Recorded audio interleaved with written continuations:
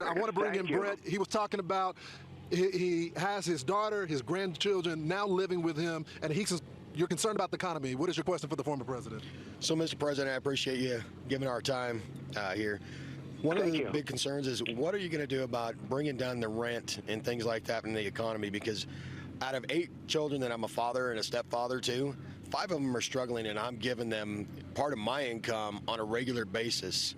How are you going to make the economy not just the the food and electricity, but bring down the rent prices, the housing prices, so that these kids can survive without their parents' help? Such a good question, Mr. President.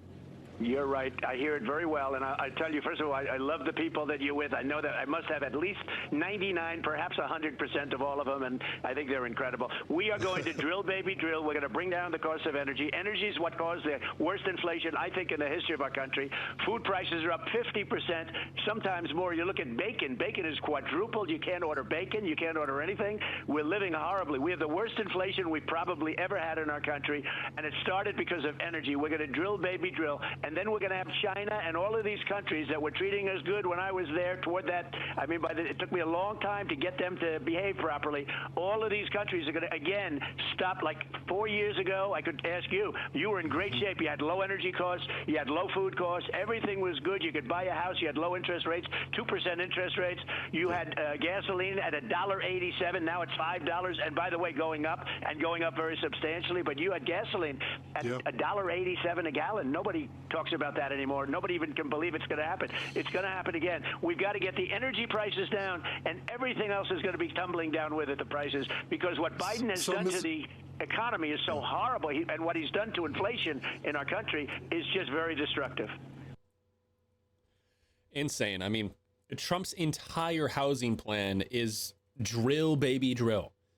Bare minimum, that's what it is. That's not a policy. That's, I guess you could say, for lack of better words, a bumper sticker, not a policy. That said, though, if you haven't already, please make sure to leave a like on the video, subscribe to the channel, and hype the video up. It gets more eyes on the content. Let's get into it. Rent control doesn't lead to more affordable rents. It is the single worst government policy for making housing affordable. You're kidding me. No. You're kidding. Don't believe me? Well, we have fresh evidence from Minnesota. 2021, St. Paul passes rent control. May 1st, rent control goes into effect, and it immediately destroys their housing supply. And by immediately, I mean immediately. 4 months later, even the city council realized their mistake. That's how bad things got. They exempted new construction for the next 20 years and allowed increases when a tenant moves out. 20 years? Yeah. And that still didn't solve the problem. And May of this year, they expanded that exemption to all buildings built after 2004, basically ending the policy. So what was so bad? What happened? What did they see that made them walk this policy back at the government equivalent of light speed? 80%. 80% fewer housing units were built. Apartment transaction volume fell by 50.3%. And meanwhile, Minneapolis did great over the same time. In 2022, Minneapolis' volume was 5.5 times that of St. Paul, despite only having 1.4 times the population. And look at this too. Sales of 100-plus unit apartment buildings, which is exactly the place people find affordable housing, new construction of those units went to zero. Zero. Again, Minneapolis up 63.3% during that time. Rent control instantly destroys housing supply. And that's not even the kicker, because rent control doesn't even lead to affordable rent in the first place. So say you think you are going to benefit and you're going to be like Monica and Friends and live in a nice apartment way below market rate. Well, just like in Friends, people will illegally sublet their apartments. The apartment is already subletted. So that you have these apartments that are affordable, but the person who actually lives there is paying basically market rate rent. So these rent-controlled apartments either stay in the family or they sublet to somebody else for a massive profit. So not only does rent control stop any new housing from being built, but they lock up housing that already exists. So the next time you hear somebody say, oh, I wish my city had rent control, make sure they know. Crazy. So rent control tanked construction and people just illegally sublet anyway. I don't know. Nobody won except the lawyers. So if you're a lawyer out there and you're in the business, good for you. But MAGA, you still suck. It is not your fault that you cannot afford a home despite working so incredibly hard. It is the fault of governments who have put in place deliberate policies to lock people out of the housing market. It is the fault of Labor and Liberal who have cared more about the investor class, more about the wealthy people than they have about putting a roof over everyone's head. The housing system is broken and it is breaking people. And there is actually something that Labor and the Liberals could do about it if they chose to. They are simply choosing not to. The Premier has used words like people are choosing to rent, like it's a lifestyle choice. These renters can't just go and buy a home as much as many of them would like to, because house prices have climbed further and further out of reach. Rents go up and it erodes people's savings that they might have used to buy a home. Something has to change. And I fundamentally do not believe we should have a society where it's easier for someone to buy their 7th home than it is to buy their first. I don't believe society is fair when our government gives tax breaks to people who own multiple investment properties when others can't afford even one home. We are taking tax money away from workers and giving them straight to property investors. That's actually what we are doing. There are solutions available here. The Labor government's just choosing not to use them. During the pandemic, Labor did implement freezes on rents, and it worked. The ACT has a rate cap. It works. Other countries have rate caps in one way or another. They work. Canada, China, France, Germany, the Netherlands, Spain, Sweden, Singapore. This is not just one or two places.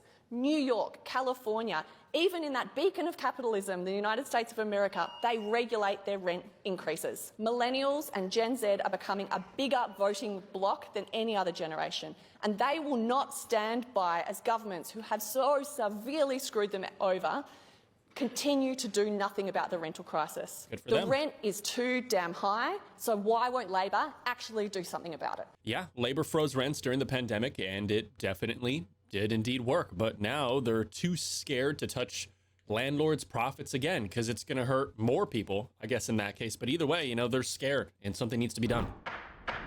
So the government artificially increased the rent, and then all the other people, all the builders like, well, if they're doing that, then we could raise the price of rent. Instead of rent being $350 a month, we can charge them $1,500 a month. And it'll be okay. And we only rent to Section 8 people. And then the next thing you know, you create a situation that never had to be. If the rent was, let's say the rent was $350 a month, and you got Section 8, well, you let the people pay, let's say 10% of that money, and then give the landlord what he wants. You want $350? You don't give him $1,200. Why would you do that? What was your purpose of doing that? Or $1,400, 4 times more than what he get. What was the whole purpose of that? And this is what created the housing crisis that we got now. And it was by design. They knew that sooner or later they would put people in a situation where they can't afford to live. So now what? You know? And that's the half. It's like you systematically increase the amount of rent that nobody asked for. They'd have been perfectly happy to get the $350 that they was charging. But you're gonna give them $1,200? Really? For no good reason? The government handed landlords 4 times what they were charging, and we're just supposed to believe rent just naturally went up? You can fool a lot of people, but you're not fooling everyone. You must not take someone's success and feel that it's a burden, it's a must, that he has to pay for your loss. No, it's America. You gotta understand, my success is not yours. You're not my partner. New York Mayor Zoran Mamdani's affordability agenda has put him on a collision course with the city's landlords. He wants to freeze the rent for about 1 million rent-stabilised apartments. Buildings like this one have rent increases regulated by a city board and are much cheaper than the typical market rate apartment. Yes. This your building? Yeah, come on. Humberto Lopes owns more than 100 buildings across the city. He says a rent freeze paired with rising property taxes and repair costs are leaving some landlords in the red. We've renovated and we stuck, let's say, the $760,000 into this building. In the meantime, this property tax kept on going up and up and up. As of last year, we're at $77,000. You're paying $77,000 US dollars in property tax a year for this building? Yeah, a year. And how much rent are tenants paying here? The rents are basically anywhere from $1,500 to $2,000 to $500. Is that because they're rent stabilized? They're rent stabilized. So basically, a 3-bedroom apartment, huge, for $2,300, you don't find that nowhere. The Rent Guidelines Board found landlords had a 6% increase in income for buildings with rent-stabilised units in 2023 to 2024 and a 12% increase the year prior. Humberto Lopes disputes the findings and has formed a coalition of property owners to fight Mamdani's housing policies. People forget that real estate is a business. You must understand that. This is not for free. This bullshit of free doesn't go this way. That's how you destroy something. So a lot of people want rent-stabilised apartments because they feel they can't live in New York City without it because it costs so much to rent. So do you see that there is a problem? Here's a problem. Let me stop you. I want a Bugatti, but I can afford a Mercedes. You understand me now? Don't go for the Bugatti. I can't afford $6,000 a month rent. Let those people who can afford it, let them buy it. It's America. You afford it, you pay for it. You can't afford it, find another apartment. You don't have to live in Manhattan. How do you fix this immense wealth disparity in this city when a quarter of New Yorkers live in poverty? Who cares? You don't care for your fellow Americans? No, it's what you have no program for them. Or did you not understand that you must get them solve fed their problem? and get them going somewhere. You get them going by knowing their losses and how you can put them back on their feet, not by giving everything for free. Crazy. I mean, this guy owns over 100 different buildings, and he's mad tenants pay $1,500, saying if you can't afford Manhattan, leave, essentially, right? But that's the whole problem. It's crazy. It's expensive to move in somewhere. Like I said in the tweet, it's not just, your rent. You got first, you got last, you got deposit, you got to furnish it. A lot of leasing agencies and a lot of these management companies are actually viewing the amount of money that you pay for your application fee and to run the credit check as a source of revenue. We see some of these fees going up to $200 at the maximum. And so it just shows that moving in is unaffordable for so many people. You got to have so much capital on hand. And for me, this is my second place I'm looking for, right? I mean, I've seen a lot of Republican folks clowning me on Twitter, saying, oh, you can't afford an apartment. This is my second apartment. I have a home in Orlando, but it just goes to show that there's a lot of work that needs to be done on affordable housing, especially in protecting renters and tenants. Application fees as a revenue stream, they're charging you $200 just to say no and keep your money. Take a listen to these women and tell me if you believe anything that they're saying. Hi, everyone. So I'm with one of my really good friends. She voted for Trump. Regret. And you know what? Well, yes. But guess what? It's not time for us to do that. The time has come for us to figure this shit out. No, we already had it figured out. You don't get a pass. You don't get to call for unity now. Calling for unity now is like offering Caitlyn Jenner a hand. You're a little too late. People want to hear that you regret your vote. As of right now, I'm very unhappy with where we are economically. There we are. You mean you're getting economically hit. Who the fuck would have guessed that? But guess what? This needed to happen.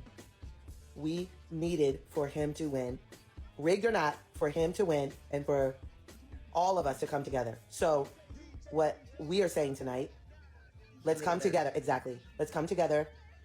We're all Americans. Stop the division. No, this didn't need to happen. Stop the division? Where the fuck were you on January 6th? Where were you when there's good people on both sides? Stop the division. Where were you when he was degrading women? Where were you during these things, huh? Nope. Fuck around and find out. No unity here. Crazy. She voted for Trump to fix the economy, and now she's getting crushed by it. No unity. I mean, you absolutely earned this. You were told time and time again. I mean, there's no way you were completely falling on deaf ears to that. You definitely were warned ahead of time. Find out. Phase 2. Okay, so the average U.S. rent just hit $3,000 a month. And since landlords want you to have 3 times the rent, that means you need to make $108,000 a year. And the average American makes $51,000. Half of the country doesn't qualify for an average apartment. Not because they're lazy, not because they failed, but because the math broke. But stick with me because I'm gonna teach you the workaround. By the way, I'm Mel. I teach people how to build conscious wealth outside the system. If you're into that, hit the like and follow before I lose you in the algorithm. For decades, the rule was simple. Make 3 times the rent, it protects the landlords, and that's great. But then something changed. Rents kept rising, but incomes didn't. Now there's a huge gap between the income needed and the typical salary. Here's the real problem. Wages follow the market, but housing follows demand, and the two no longer match. And here's the loophole that most people have never been taught. Instead of paying rent month after month, you can actually approach a landlord and say, hey, can I buy this from you in installment payments? And that's called seller financing. No banks, no FICO score, none of that. I would know because I bought my first triplex with $500. That was back in the day when I didn't even have a job. But what I did have was the expertise on how to design a deal that worked for me and for them. So if you want to learn how to do that in your neighborhood, then write freedom in the comments, and I'm going to share my free guide on exactly how to do this. Write freedom in the comments, then you can stop paying rent and start having ownership. Sure, I mean, it really is true. The rough average rent, I do believe, is actually $3,000, and the average American makes $51,000. It really is truly insane how that works. The math stopped working, and landlords just don't care at all. That said, though, if you enjoyed the video, please make sure you leave a like, comment down below, subscribe to the channel, notifications on, personalized as well, or all notifications, because we post every single day. So if you liked the video this far, also make sure to hype it up too, and I'll catch you in the next one.